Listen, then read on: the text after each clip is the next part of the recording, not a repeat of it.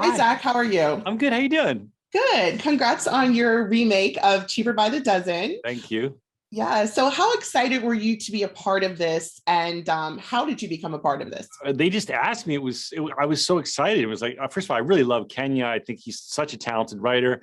And they were like, Gabby Union is producing and starring. And I'm like, oh my goodness. Yes, I'll play Gabby Union's husband.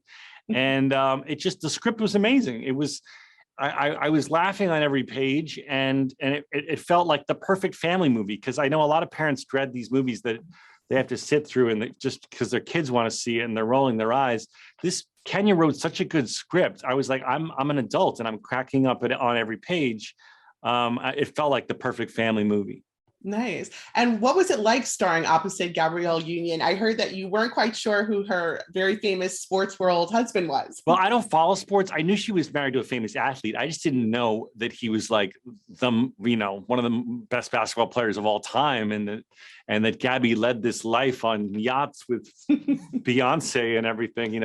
I had to do a little recon on Gabby and Dwayne's life, but she's amazing. She's so cool, and Mhm. she's such a businesswoman, and she's a mom, and she's an inspiration. She really is.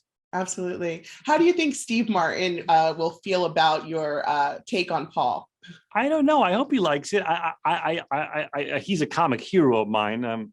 But I think he'll appreciate that Disney wanted to update it and do a sort of 2022 version of it. Yeah. And you literally had 10 actors or kids on set at all times. What was that like? And did it inspire you to maybe have kids one day or? Not 10. That was crazy sometimes. I felt the director, Gail, she's a saint. The way she wrangled all those children, and Gabby and I had to help, especially the young ones. They're, even though they're so sweet, they just, they're kids. They want to go out and play in the yard. But it was fun. I'd love to have kids one day, but maybe like one or two, not 10. Yeah. And what were some of the co-parenting challenges that come out in the movie or the film discusses? Sorry, what do you mean? Oh, so just some of the challenges of, having ten children. Does the film bring out any of those challenges?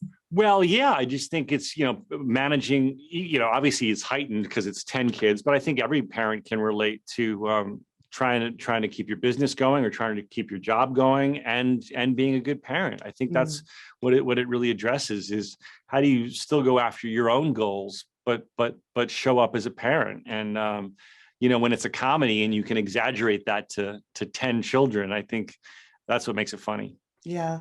And this is obviously a blended family. So how important was inclusion and representation in this film? I think that was first and foremost, obviously, why I'm sure Disney went to Kenya Barris and said, "Yeah, you're the master of writing blended families and mixed families, and this family has a disabled child, a child who's questioning their sexuality. My ex-wife in the movie has depression, and Mm. those are a lot of tricky things to weave in of a comedy, and only someone with Kenya's talent can do that. And I'm really glad that he wrote such a good script.